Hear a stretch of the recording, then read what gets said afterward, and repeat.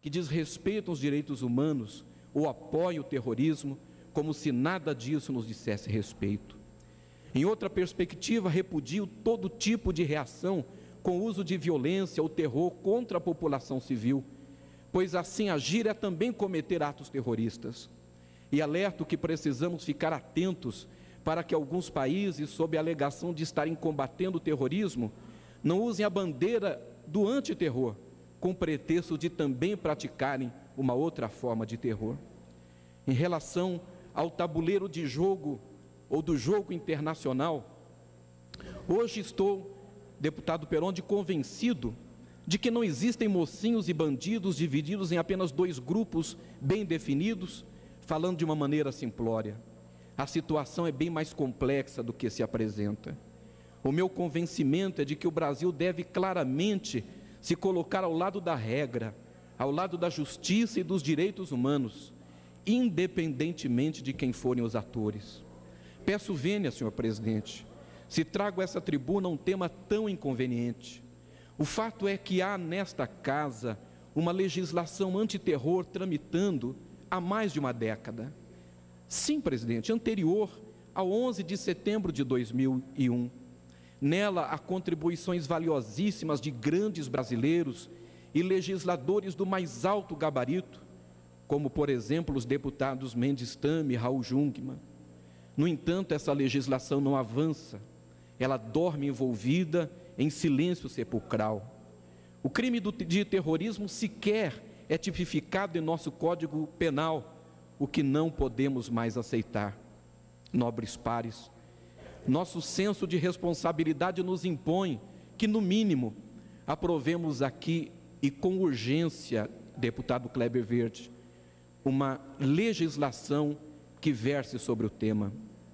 Mas é evidente que isso é muito pouco. A iniciativa do governo da presidenta Dilma Rousseff, que se demonstrou sensível às condições de vulnerabilidade das nossas fronteiras e apresentou um plano de ação interministerial denominado Plano Estratégico de Fronteiras, cuja liderança do grupo de trabalho ficou a cargo do excelentíssimo senhor vice-presidente da República, Dr. Michel Temer, cuja trajetória honra o parlamento brasileiro, necessita receber desta casa todo o apoio, bem como se faz necessária a instituição da Polícia de Fronteira e mais previsões orçamentárias para os programas de segurança nacional. Sem dúvida, urge a necessidade da instituição da Polícia de Fronteira. Só uma força policial específica, com a função precípua de preservação da ordem pública nas fronteiras, será capaz de controlar, fiscalizar, monitorar e patrulhar as extensas linhas de fronteira de modo permanente, com firmeza profissional e atenção comprometida.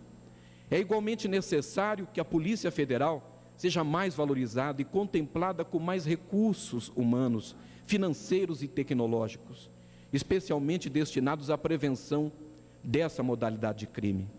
No entanto, senhor presidente, todas essas iniciativas somadas ao necessário investimento em infraestrutura e segurança representariam menos do que precisamos se não se fizessem acompanhar da afirmação da cultura da paz. O pano de fundo destas ações do mal, que se traduz na forma do terrorismo, é o fruto da intolerância, da radicalidade e do preconceito. É a indisposição ao diálogo, a imposição de uma leitura da vida. A isto nós precisamos combater frontalmente nesta casa. A minha convicção é de que ninguém deve morrer pela cor da sua pele, pela nacionalidade, etnia, religião, classe social, opção sexual ou pela sua visão de mundo. O terrorismo, excelências, é a negação de tudo isso. Quando uma bomba é detonada, por exemplo, estabelece-se a execução primária, sem direito à defesa de gente que nem sabe do que foi acusado ou por que foi condenada. O meu apelo desesperado, por vezes, através desta tribuna, esta casa de leis, a fim de que nós consideremos com seriedade e gravidade esse assunto, fundamenta-se no fato de que o Brasil, cada vez mais, vai assumindo lugar de destaque, um protagonismo estratégico mundial, ocupando espaços importantes, e essa ocupação de espaços e essas conquistas têm o seu custo. O meu apelo, senhor presidente, fundamenta-se na preocupação com denúncias apresentadas em matérias jornalísticas por profissionais éticos e responsáveis, como o caso de Leonardo Coutinho, da revista Veja, dando conta da presença de pessoas ligadas ao terrorismo internacional em solo brasileiro, especialmente na Tríplice Fronteira. E normalmente, senhoras e senhores deputados, quando se tem uma teia de aranha, também se tem a aranha por perto. Fundamenta-se no fato de que o Brasil receberá nos anos de 2014 e 2016 eventos mundiais de incomparável repercussão, que são a Copa do Mundo e as Olimpíadas, ambientes atraentes e oportunos para quem deseja dar publicidade a uma ideia. Por fim, meus constantes apelos traduzem meu cuidado com os meus filhos, Melissa e Renan, com a minha netinha, senhorita Lívia, e com todos os filhos, todos os netos e todos os bisnetos do nosso querido Brasil. A segurança deles deve ser uma premissa inegociável e imprescindível para a sociedade e para o Estado. Senhor presidente, devemos trabalhar por um planeta seguro, como Vossa Excelência que faz nesse parlamento, e um mundo de paz. Esse ideal torna-se inatingível sem que, dentre outros componentes, nos empenhemos na reorganização e fortalecimento da família e no respeito à fé, ainda que sejamos partes, todos nós, de um Estado laico. E é bom lembrar que o Estado é laico, mas não ateu. Esse foi o entendimento dos honoráveis constituintes quando evocaram a proteção de Deus no preâmbulo da nossa Carta Magna. O 11 de setembro deixou no ar muitas perguntas sem resposta. Quero, no entanto, caminhando para a conclusão deste pronunciamento, citar aqui a resposta profunda e esclarecedora dada por Anne Graham, filha do conhecido evangelista norte-americano Billy Graham, quando foi entrevistada no programa Early Show, indagada pela apresentadora Jenny Clayson como e por que Deus permitiu que algo tão terrível assim acontecesse no dia 11 de setembro.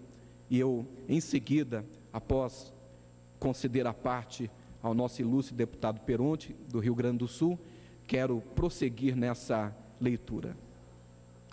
Parabéns, deputado Rolberto de Lucena, paulista, PV. O senhor é um ótimo colega de primeira legislatura. É bom conviver com a Vossa Excelência. E o senhor é pastor.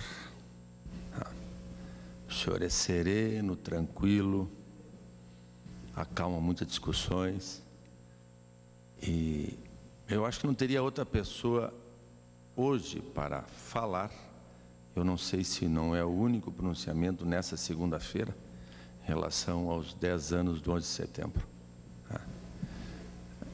Em vez do ódio, o amor. Em vez do ciúme, a aproximação. Em vez do desprezo, a solidariedade. Em vez da guerra, a paz.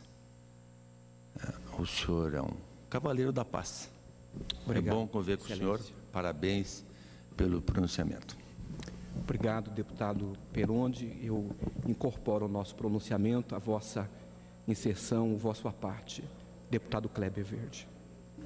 Deputado Roberto Lucena, eu quero agradecer pela oportunidade de poder fazer uma parte ao vosso grande expediente e dizer que, de fato, o terrorismo é uma forma cruel, vil, que as pessoas utilizam e fazem vítimas. E 11 de setembro realmente nos mostra que muitas vidas foram ceifadas e famílias ficaram aí com sequelas irreparáveis. Portanto, nós, assim como o senhor no seu discurso coloca, eu tenho certeza que Jesus, ele na sua obra maior, ele pregou e buscou o perdão acima do ódio, né?